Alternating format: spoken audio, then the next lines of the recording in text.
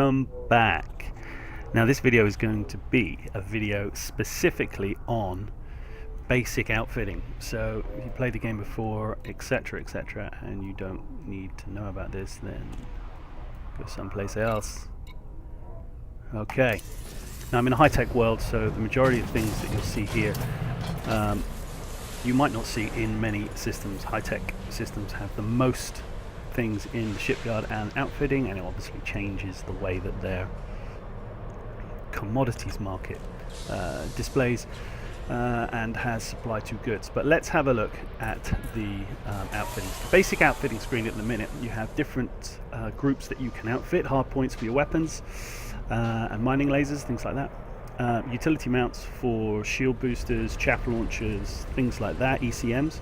The core internal modules are everything that every ship has, if you like. Frameshift drive, thrusters, power plant, the core ship fuel tank as well, which we'll talk about later. Optional internals, so each ship comes with various different sized internal modules, and also your livery, which is just putting different kind of skin on your ship. You can go to the shop and buy them. Pay to win, enjoy that. Now at the bottom it tells you some important things about your ship: the integrity of the ship, the top speed, the boost speed, and the total mass of the ship, with various different bits and bobs attributed to it. The 525 at the bottom there is the maximum mass that the ship is, it can be. You don't need to worry about mass too much, other than it's always typically better to have, certainly at the beginning of the game, to have a smaller mass, in as much as that will give you the best light distance, jump distance. It's very important. As you can see then, the power in the middle at the bottom, when I have everything retracted, the ship uses 10.10 out of a maximum of 14.3. When everything is deployed, and I think that just means the weapons. It's when the weapons are deployed, it uses 12.72, so I still have a gap there before it maxes out. And at the very bottom it tells you the minimum jump distance, current jump distance, and the maximum jump distance. And the minimum jump distance is when your your cargo hold is fully laden, which mine is, because I've just bought a load of drugs that I'm going to go and sell them on the black market somewhere. The current is obviously the current, because I've got 32 tons. That's what my Cobra can take. And maximum is 17.84, which is a good jump distance. You start having a jump distance of around 11, and it's just not enough to easily get around the systems. When you get up to about 15 and you change your plotting, if I just galaxy map, will it work? Galaxy map. My god, I shouldn't even bother, I should just do it myself. So if you have a look at the map, it will tell you there's something going on here. I might have to stop this because the game is running really slowly. So I bet you at some point the map will appear in a minute. It might not. However, I've pushed the button to open the friggin' map, and not much is happening whatsoever. Can you not look at the map at that point? Maybe you can't. Okay, well I didn't know that. Why can't you look at the map in outfitting? That's annoying.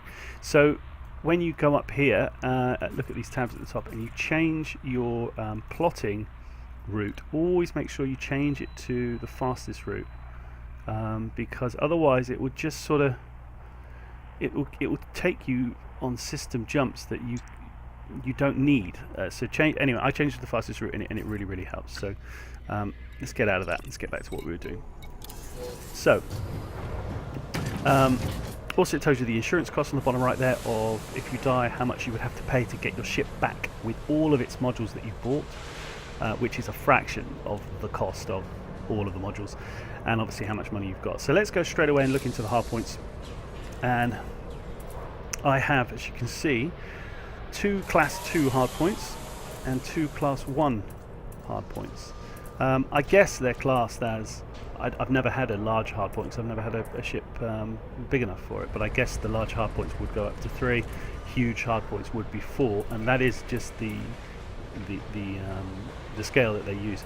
And then you have the that's the class, and then you have, if we look into it, for the hardpoints, it doesn't. This makes a difference here. 2F, 1E. Typically for the hardpoints, you don't have the same sort of alphabetical scale as you would with other modules, but I'll show you that in a second. So whenever I come into anything, I always change the sort results to high to low and class rating. That's all I care about, and then back. And as you'll see, it put all the 2s at the top and then all the 1s at the bottom, and it will then alphabetize A, B, C, D as well.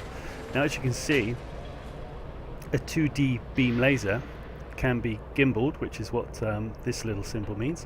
The gimbal means it will automatically track to a degree the ship that's in front of you. Fixed with this one, that just means you have to fire dead forward on whatever your crosshairs are pointed at.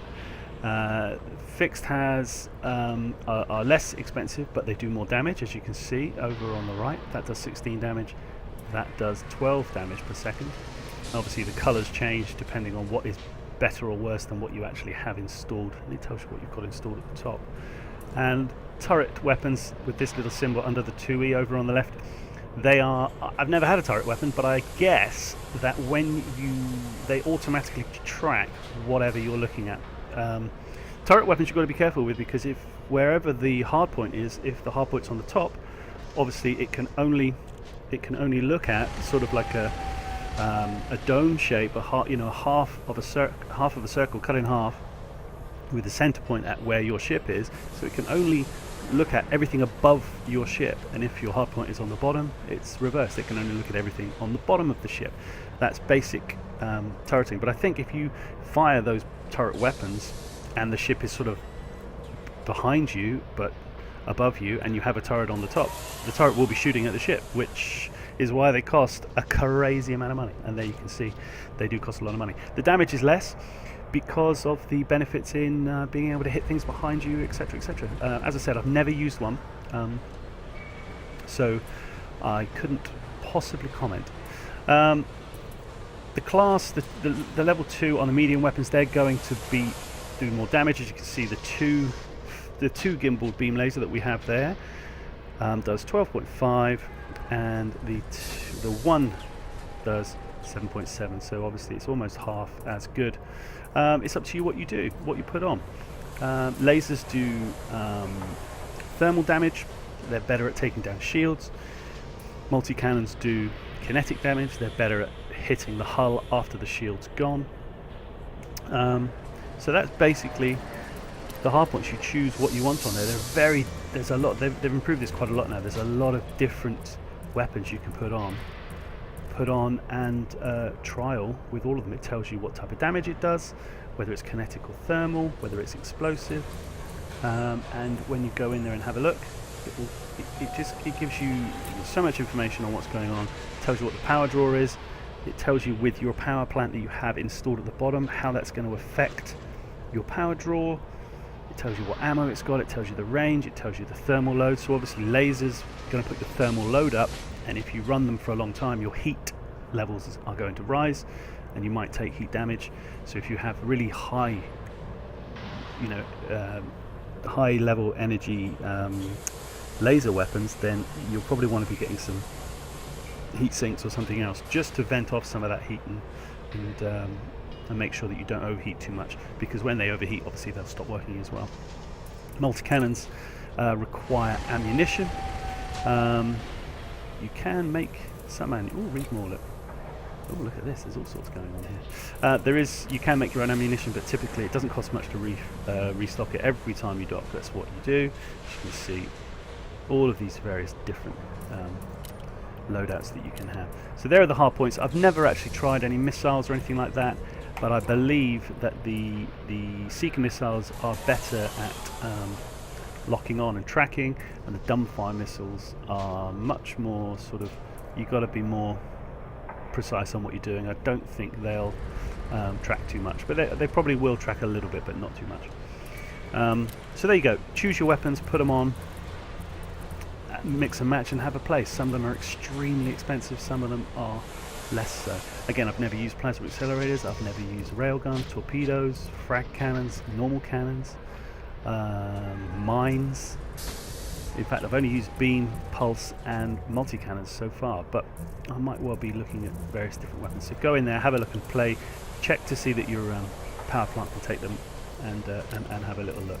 Now we'll go through the utility mounts now. This ship only has 2 utility mounts, and you can see they're both underneath the ship. That's one side underneath, that's the other side underneath. And if we browse the shop, you can have various different things. Cargo scanners, you have to assign to a fire group, and then you target a ship and run the scan. It will tell you what the cargo, what the ship has in it. Chaff launchers, you fire a chaff launcher. Again, you have to fire it manually, and actually you don't. You can attribute that to a key. You don't have to actually assign it to a fire group. You can attribute to a key, and then obviously you can attribute it to voice attack. That sends out a load of old crap so that any gimbaled weapons will have trouble targeting you. ECMs, they will set off if missiles are coming in. That's like it's like an electronic countermeasure. So it lasts for 4 seconds, and then it will have a 10-second cooldown. Then you can do it again. Yeah, that works against missiles and torpedoes. Similar to that is point defense. That works against missiles and torpedoes, but what that does is it's sort of like a multi-cannon that shoots down the missiles. Same thing, and it has a similar range. Actually, what's the ECM's range? Yeah, both the same. It's up to you which one you use, ECM or point defense. Heatsink is there to pop in. As you can see, a lot of these things don't cost very much. These utility things, they really don't cost too much. Heatsinks will vent off heat, which is excellent. You don't have too many of them though, so you have to restock those when you get back. Kill warrant scanners are very useful. You put these on. Now these will have a rating, as you can see, the A through to E in this case rating. The A's are much better in as much as it's the scanner range with these that improves, as does the power draw, as you can see. And at the bottom, that would put my power way past its maximum, and things would shut off.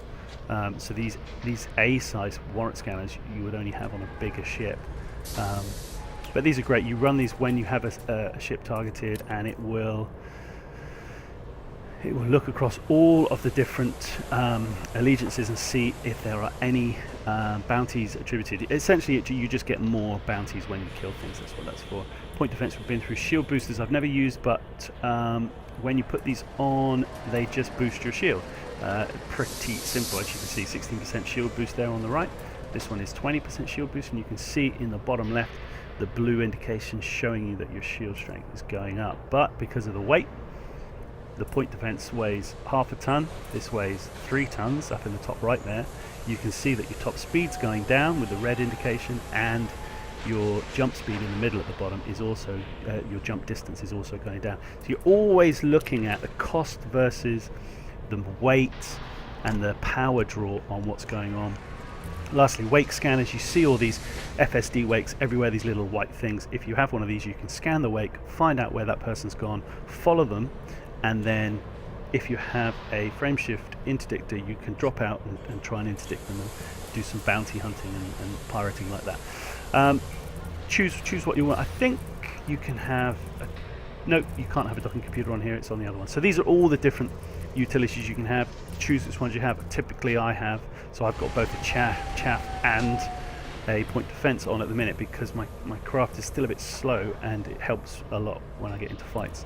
But I might change that soon. So having more utility mounts is really useful, because you can get a good, a lot of these things are really useful. I used to run a warrant scanner and a point defense, but now I have chaff launchers as well. I think chaff launchers are more useful than point defense, I think, but you can have a look at it and change what you're doing.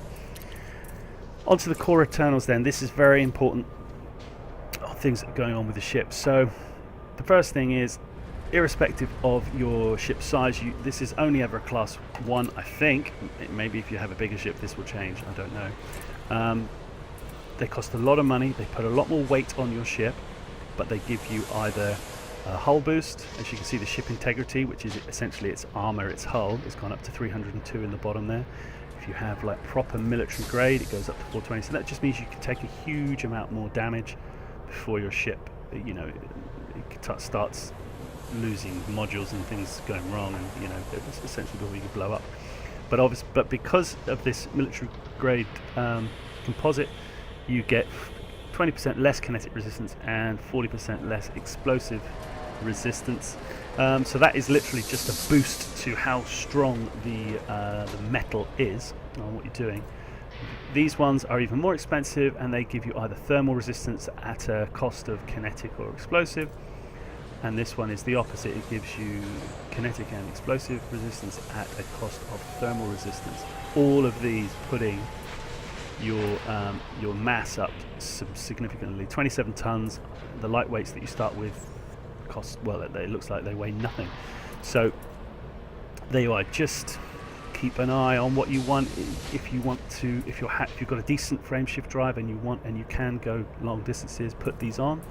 They will help you. They will definitely help you when you're fighting and when you get into scraps.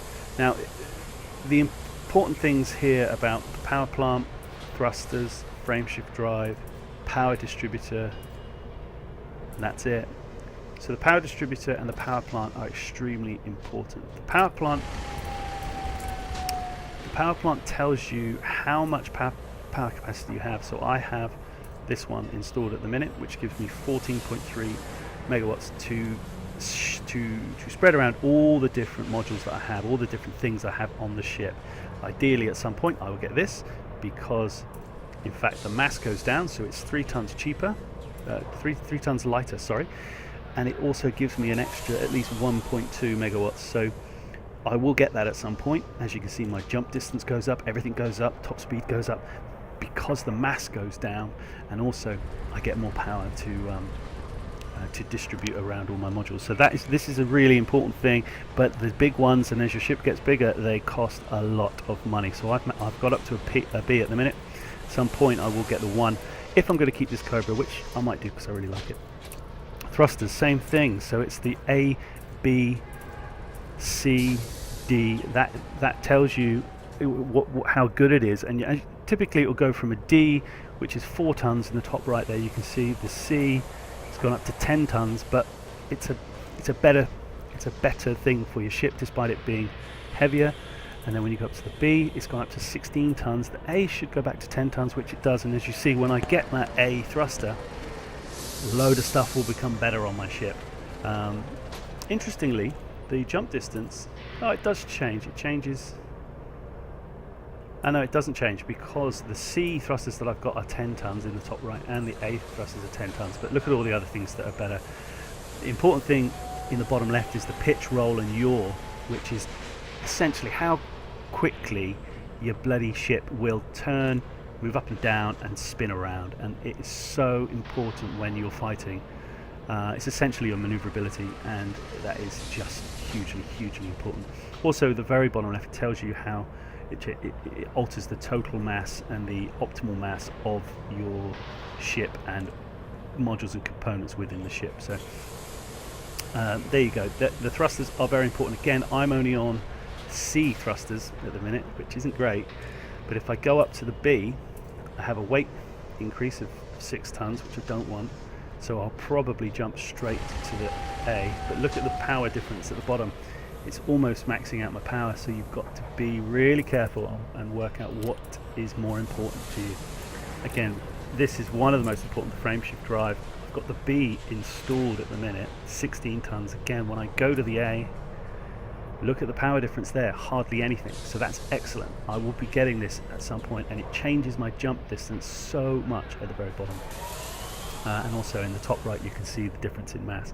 You notice that these core components with the different classes and the class rating and what's it called, the A, B, C, D, let's call it the I don't know, what do you call that? The class rating is 4, let's call it the class rating. So it's a size 4 class A. They're all the same price, because the A components are brilliant. The frameshift drive, the thrusters, the power plant, and the power distributor, they'll all be the same price at A, B, etc., etc. And the A ones you want on your ship, and it will make a huge amount of difference to what's going on.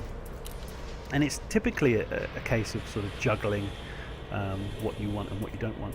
Let's ignore life support for the minute, and we'll go to a power distributor. And as you can see, this power distributor on my ship is only a size 3, and I have the class A installed. So this is the most amount of power that I can put on the ship. And this is the thing that's in the bottom right corner of your screen when you change it between shields, engines, and weapons. And it tells you how much maximum power there is, what the draw is on the actual power plant is to have this power distributor, and how quickly the engines recharge, how quickly the systems recharge, and how quickly the weapons recharge. And if you go and look at what the ship came with, which was probably a 3D, the change of the recharge 2.10 megawatts per second to 2.8 megawatts per second. It might not sound like a lot, but believe me, it absolutely is. So again, I put this, because it's a class lower, it costs less, and I put this at 3A as soon as possible. So you're always looking at the weight at the top, you're looking at the power draw, you're looking at the cost, but pretty much the A's are always going to be better. They are better than the B's, C's and D's. Usually the A and B, the difference is slight, other than certainly a mass difference and a little bit of extra oomph as well. The fuel tank that you get with your ship, you can never change it. It is what it is. It'll always be that. You can't ever change that to have capacity 32 as the basic fuel tank. It just doesn't happen. So the 4C tank is 16. That's all it is. And then if you get a bigger ship, you'll have a 5C tank, which would be 32, and you would have a 6C tank, which would be 64, etc., etc. This is just what it is. Why you would change your fuel tank to have a 1C when there is nothing else that can go into this slot anyway, you just wouldn't do it. So you can pretty much ignore that very bottom one. The other two that you do want to look at are the life support and the sensors. Now the sensor suite doesn't really have well, it does actually. Well, it doesn't actually. As you can see, the max range stays the same. The typical emission range does change, so it's better to have that. But the weight that you lose, as you see, to get this 3A sensor, you lose 3 tons. So you start with the E. It's always good to upgrade to the D on sensors to save that initial 3 tons. Make sure jump distance go further, and same for your life support.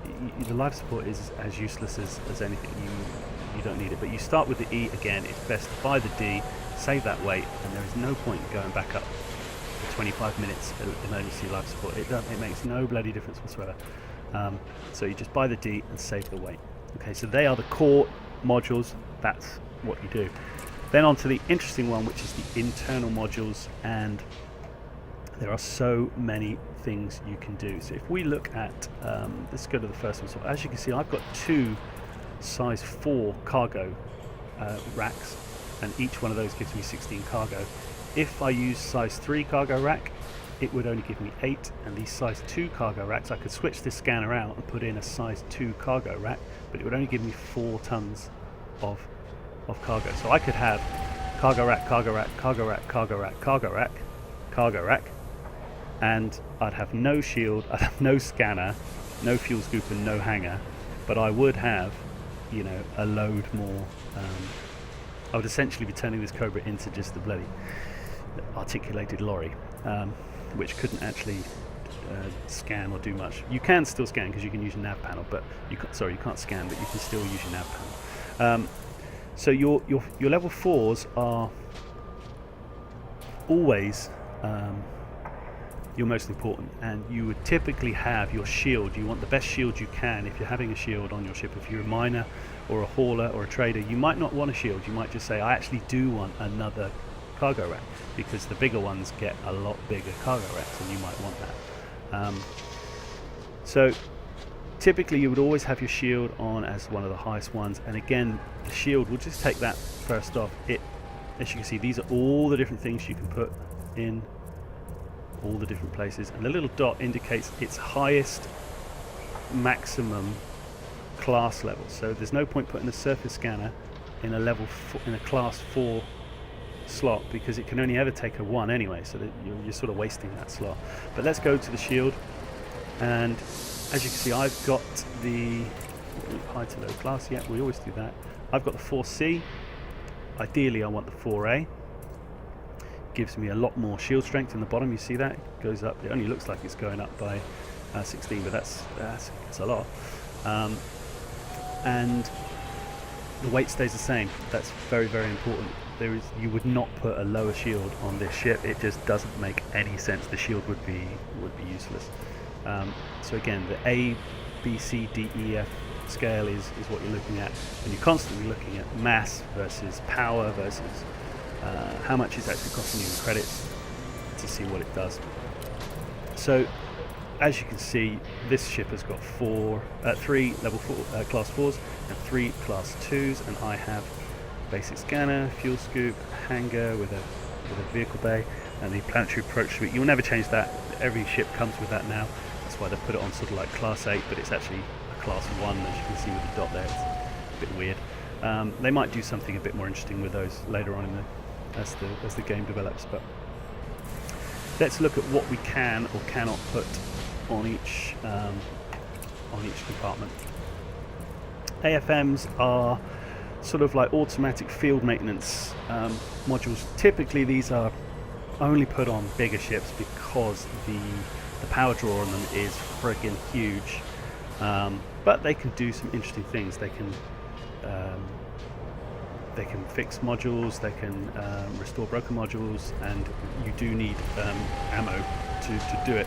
But it will literally, you set that off, it will go and start fixing things on your ship if they're broken. The cargo racks are self-explanatory, and as you can see, the different sizes gives you 16, 8, 4, 2, depending on where you put them in your ship.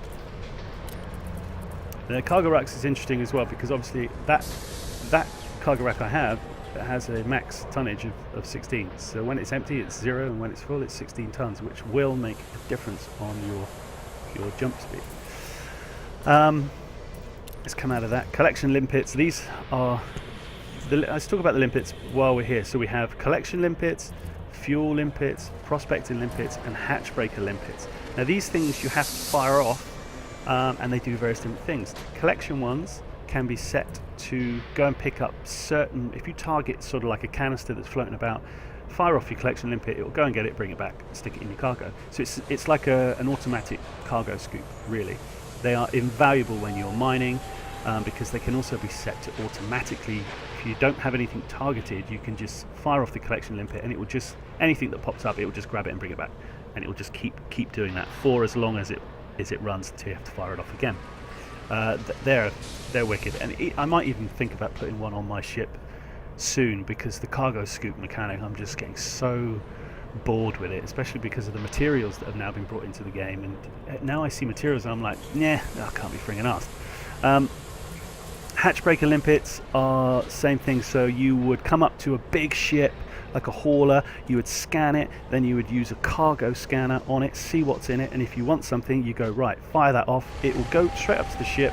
He will probably get a bit pissed with you and start attacking you, but the hatchbreaker will break open his cargo, and all of his cargo will spill out. Then you can fire off the collection limpet, pick it all up, and then scoot off and zip back out into Super Cruise and just get the hell out of there, having, humanely stolen all of his stuff. It's an interesting thing, and I will go through and try and play with all of these different things, but I haven't used either of these things yet.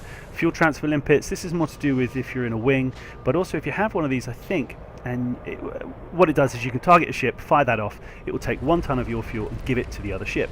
Now I've seen distress beacons out, and you don't ever know whether it's a FACO or whether it's real, but I think there is a mechanic in the game that if you see a distress beacon, obviously there will be a mechanic with human players. If you are in a wing or somebody runs out of fuel, you can help them out.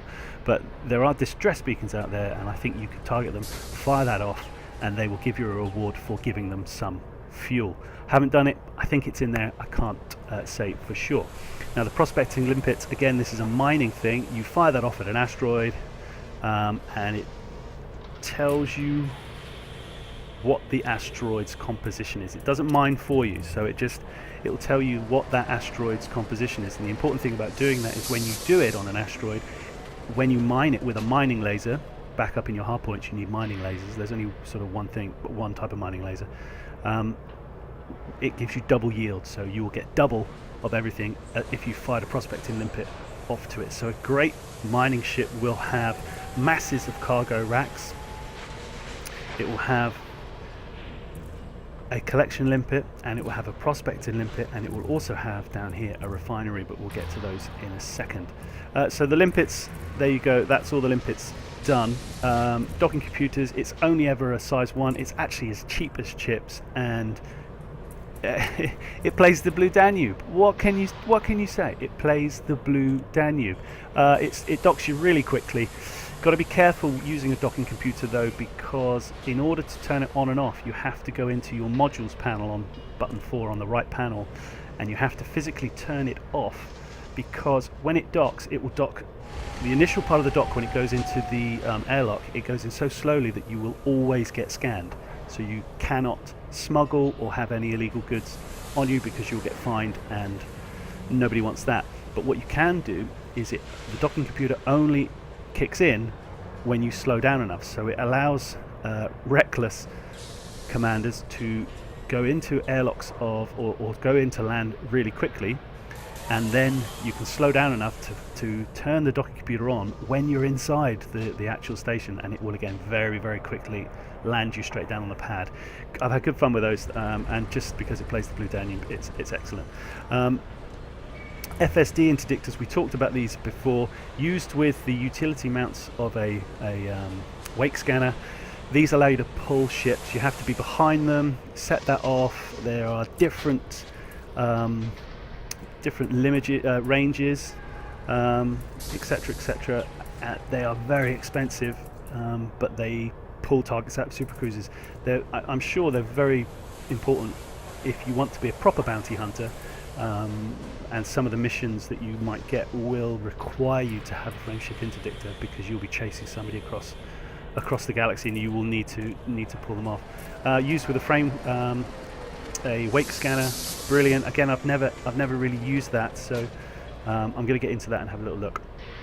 These two are quite interesting. They both essentially do the same thing, sort of. Let's take the fuel tank first off. As you saw before, I'll go back and show you, in your core internal modules, every ship has its fuel tank. Any fuel tank you add to this ship will be a 16-ton fuel tank. If it was a level 3, it would be an 8-ton fuel tank. That's just the way it is. You can't stop it.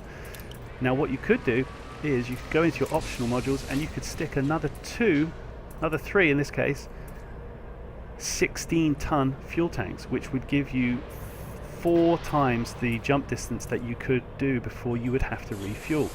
Now, that's not a great use of a class 4 module. Is it modules? God, what's wrong with me? I can't. Internal module. Yeah, it's a class 4 internal module. Because you would be always carrying that extra 16 tons of fuel. If you had 3 of them, you would be carrying 3 lots of 16 tons of fuel, so it would affect your jump range in that way. A different way of doing it, I'll show you that it is, as you can see, the C is a 16, the 4 is a 16, the 3 is an 8, etc, etc, etc. A different way of doing it is to use a fuel scoop, and I've got a 4E fuel scoop. I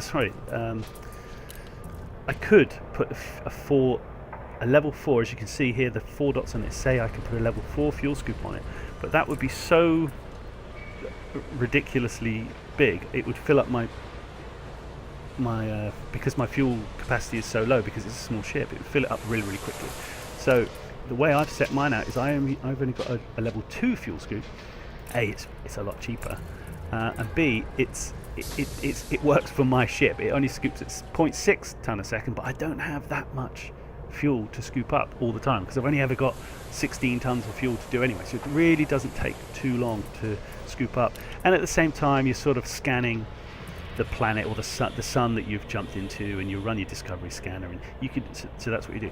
So I did run this Cobra with an extra fuel tank instead of one of the cargo racks and a fuel scoop when I went exploring, and it was okay, even with the frameshift drive I had. Actually, I don't think I did. I think I turned it off and I had the docking computer on, so I'd saved 16 tons of fuel. Anyway, these two, the fuel scoops, they're great. You just fly close to the sun, it'll automatically activate. You just don't stay too close, and you scoop up fuel, and you can never run out of fuel. But you have to find a decent, decent star that will give you fuel, because some of them don't.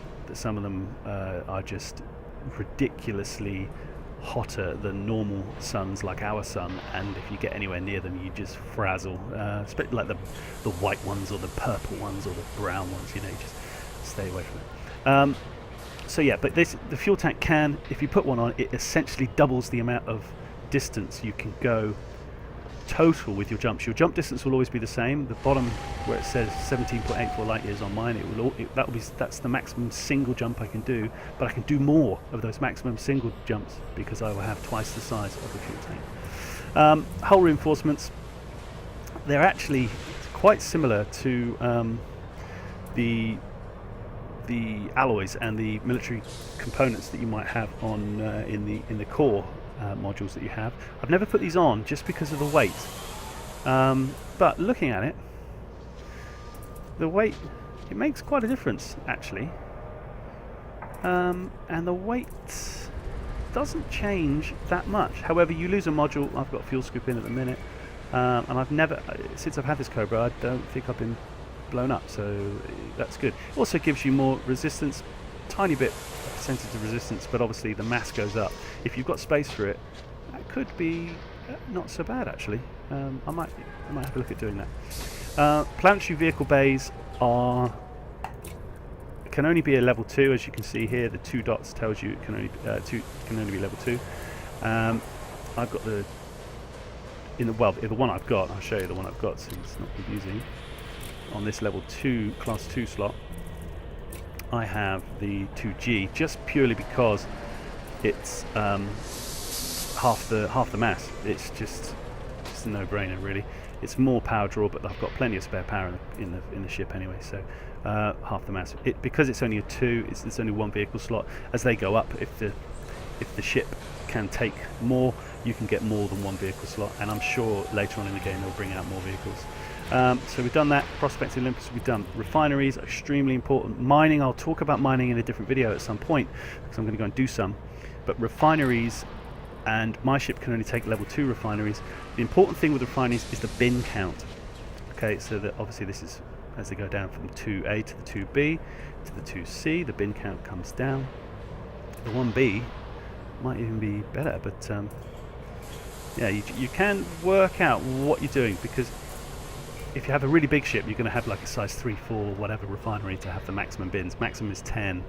And the way that the bins work, very briefly, because I'm not going to talk about it too much, is that when you mine, bits of asteroids break off, and they will have a percentage of different minerals in them. So I don't know, whatever, 90% bauxite and 10% whatever, ferrite, whatever it is, it doesn't really matter, whatever they are. And then if you only have one bin, it will start filling up with bauxite, and then anytime you pick up any more asteroids, if the asteroid chunk you pick up has no bauxite in it, there's nothing it can do with it, and it will just sit there, and you have to eject it and get rid of it. And then you can only pick up asteroid chunks that have bauxite in it. If you have 5 bins, you get 1 bin that fills up with bauxite, and then it will go, second bin, then I'll fill it up with ferrite, and then if you get another asteroid chunk off that has whatever in it, it will fill that up. So you've got more chance of filling up the bins, and when a bin gets full 100% of each material that you've got in there, it will transfer 1 ton of that material into your cargo hold automatically. So that's how the bins work, that's how refineries work. Having more bins is very, very useful. Shield generators is very simple, as I went through.